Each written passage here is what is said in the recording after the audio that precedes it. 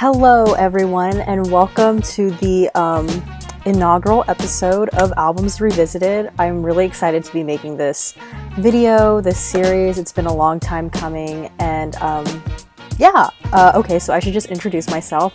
My name is Steffi, aka In My Humble Opinion, and if you're watching this video, you know the album that we're going to be covering today. It's one of my favorite albums of all time, and it's by one of, I think actually my favorite artist of all time, and honestly it's one of the reasons why I wanted to start this channel.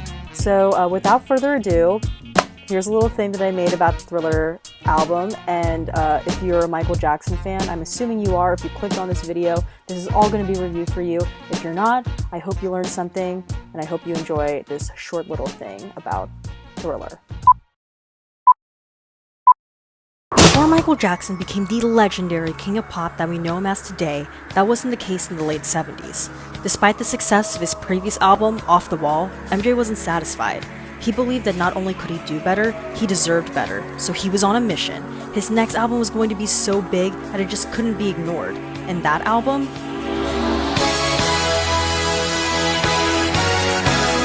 Thriller was released on November 30th, 1982. Produced by Quincy Jones, the album featured 9 tracks, written by different songwriters including Rod Temperton, Steve Porcaro of Toto, John Bettis, James Ingram, and 4 written by Michael Jackson. In order, the songs include Wanna Be Startin' Somethin', Baby Be Mine, The Girl Is Mine, Thriller, Beat It, Billie Jean, Human Nature, P.Y.T, Pretty Young Thing, and The Lady in My Life. On a quest to appeal to a wider audience, MJ offered different sounds and genres on Thriller, from the up-tempo, Afro-inspired Wanna Be Startin' Somethin' to the rock and roll sounds of Beat It. MJ and Quincy Jones were trying to create an album that everyone, and I mean everyone, would enjoy. Of course, when we look back on MJ's Thriller era, we can't ignore a little cable TV network that was just beginning to make a name for itself.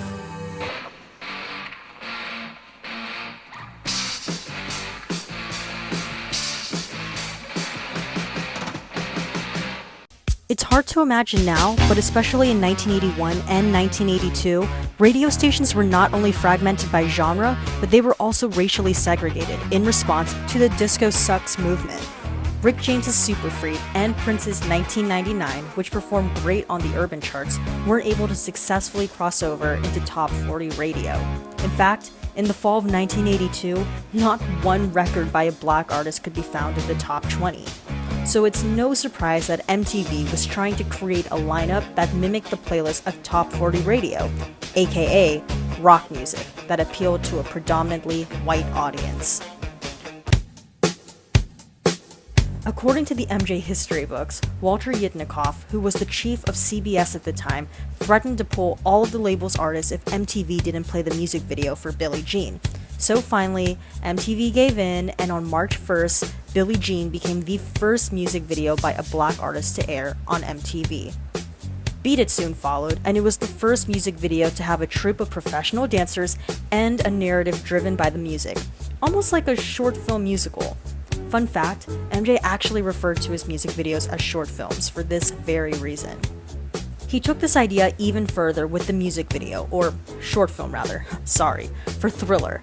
The 14-minute John Landis-directed Thriller short film premiered on MTV on December 2nd, 1983.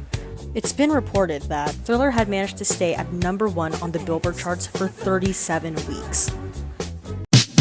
During the 1984 Grammy ceremony, MJ became the first artist to win 8 Grammys in one night, including the coveted Album of the Year award. He also became the only artist to win Grammys in the pop, rock, and R&B categories in the same year. With MJ breaking records, desegregating Top 40 radio, breaking racial barriers at MTV with groundbreaking music videos, and helping to revive the music industry, it was clear that he had accomplished his mission 10 times over, moonwalking his way into music history. Thriller was definitely a thriller. And we're back. I hope you guys learned something, and now we're going to jump into the review portion of the episode.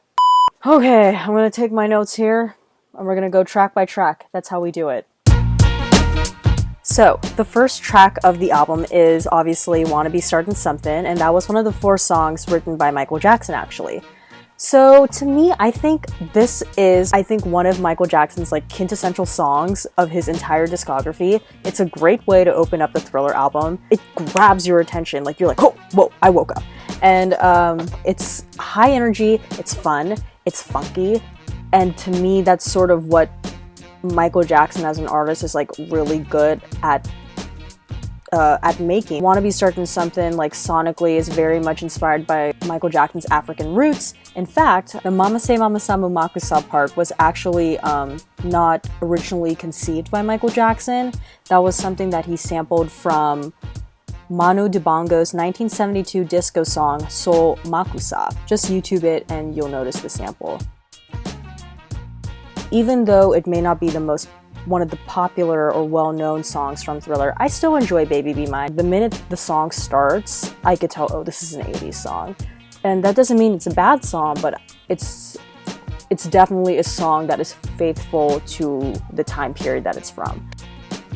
Obviously, Michael Jackson's duet with Paul McCartney, and it was actually the first single released off of Thriller. I'm gonna link 3 great articles that I read in researching and getting prepared for this video that you guys should definitely check out. But in one of the articles, they were talking about how The Girl Is Mine sort of functioned as this album's Trojan horse. Because radio was so segregated, in order for like Michael Jackson, who was a black artist, to be taken seriously and to get traction with major radio stations, like despite him being Michael Jackson, and he wasn't even like Michael Jackson yet, but like, you know, he was still a pretty big name. They needed a white artist essentially to get on the track. The Girl Is Mine, again, it's a nice song, not my favorite song. It's smooth, and the banter between Paul and him it's funny to listen to because he's a lover, not a fighter. When people think Thriller, the immediate association is not necessarily the song, but it's the music video, because the music video was so iconic. And actually, you guys, if you want me to do a separate series, I'm thinking of doing this as well, where I review different music videos, or short films as Michael Jackson likes to call them. Like this video or comment down below and let me know, because I'd totally be down to make that for you guys. So, and I think that'd be really fun too, to look at different music videos. But anyways, back to Thriller, the song. The lyrical content, it's very visual. It's easy to picture those kinds of things in your head, especially when you're a kid. This song is really Michael Jackson. He's telling a story. It's high energy, and there's still that funk, but there's a little bit of like spookiness to it because it's Thriller. That's what makes this song so fun to listen to. Beat It is one of my favorite Michael Jackson songs from this album. I think the work that Eddie Van Halen did. Eddie Van Halen was the guitarist that you hear in the song. Similarly to the way Paul McCartney functioned in The Girl Is Mine, where that song was used to get the album and Michael Jackson the attention he needed. By having Eddie Van Halen on the track gave the song its rock credit. I love when Michael does rock. He's still doing rock, but as himself, and he does that by using a lot of soul. Billie Jean is one of the most iconic songs off of the Thriller album. The way Michael Jackson sings this song is very cool, great song. It's very funky, very danceable. To me, I feel like no one sings Billie Jean like Michael Jackson can. And a lot of people, like, when you say Michael Jackson, this is the first song they think of. Whew! Human Nature. Human Nature, like the minute that song comes on, oh, it's so good. It is so good. His talent as a vocalist really shines on Human Nature. The way Michael Jackson sings on Human Nature is unlike anything I've heard from Michael Jackson. I don't think anyone should cover Human Nature because no one can do it like Michael Jackson. Like the way his voice sounds and the way he attacks the song, it's otherworldly. It's one of the greatest Michael Jackson songs to me, and I think it really shows his range as an artist. This song is so classic Michael Jackson. Again, some people may think that P.Y.T. is one of those throwaway songs on this album, but it's so fun. I love how funky it is, and I love how fun Michael Jackson sounds on this song. And to me, you can't not feel good when you listen to P.Y.T. And fun fact about P.Y.T, for Kanye fans, Flashing Lights actually samples P.Y.T. It's slowed down P.Y.T. They slow it down a lot for Flashing Lights, but yeah, they sample P.Y.T. in the song, so now you know.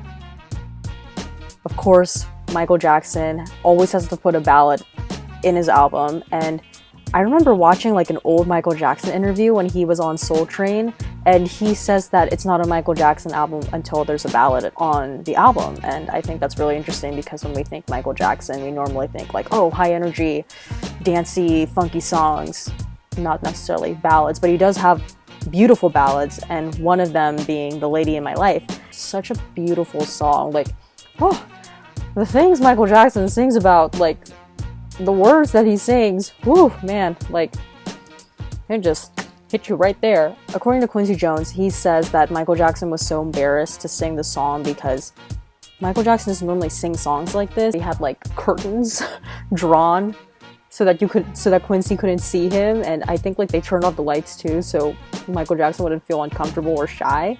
But it worked.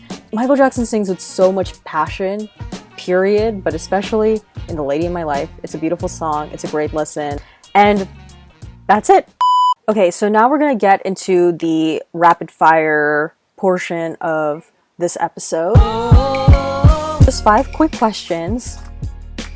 It's a two-way tie between Human Nature and P.Y.T. Shocker, but it's true, and I think it's like really interesting because like those 2 songs in particular are very different, and they're back to back. I can't choose. It's between Human Nature and P.Y.T.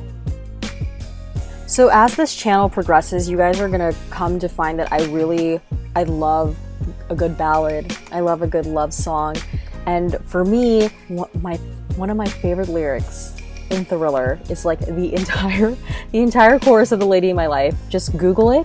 It's those are beautiful words, and if anyone ever sang those words to me, woo, that's all I got to say.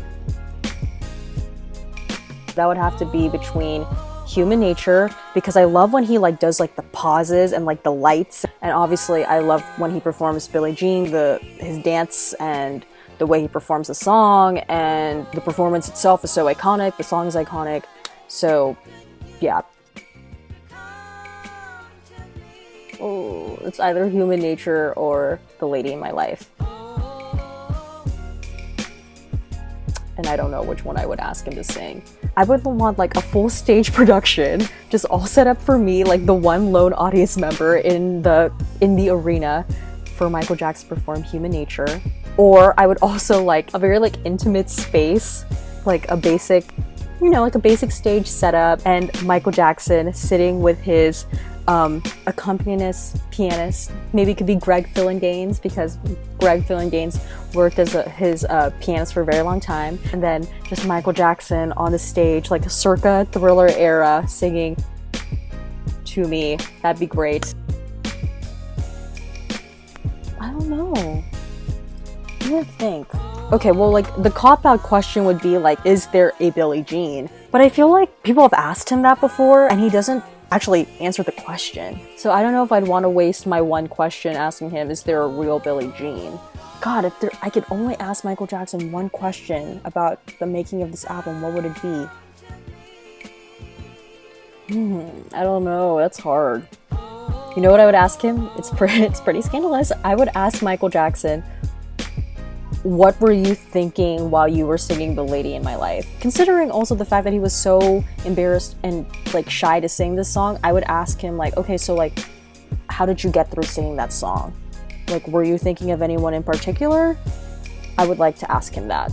So yeah, that would be my question. That's the Thriller album. That's the end of the episode. I just want to say the reason why I wanted to have Thriller as the first album to jumpstart the series is because Thriller is such an important album to music history, in pop culture, and to me personally. Michael Jackson as an artist, when I was 8 years old, that's when I first started to fall into Michael Jackson, and to me, he is sort of like the metaphorical like stone that was dropped, and he's what caused like the ripple effect of me wanting to venture into listening to different kinds of artists and different kinds of music from different time periods and genres. Like, he was that to me. Like, he was the door that really made me interested in music in that way. I hope you enjoyed this episode. I hope you learned a lot. And for the Michael Jackson fans out there, I hope I did this album justice.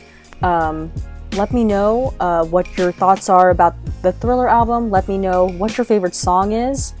And please let me know also if you would like me to do a separate series where I review different music videos. So yeah, that's the end of the episode. I hope you guys enjoyed the first episode of Albums Revisited. Please like this video, comment down below on all the things I mentioned. There's a lot of things you can comment on, so please, I want this channel to be as interactive as possible. And that's pretty much it. I hope you guys have a great night. I hope you guys have a great day, wherever you guys are watching from. But again, this is just all in my humble opinion. Bye, guys. Right now, the music comes out like this. People are writing a review in a day. First of all, you can't listen to an album and rate it in a day.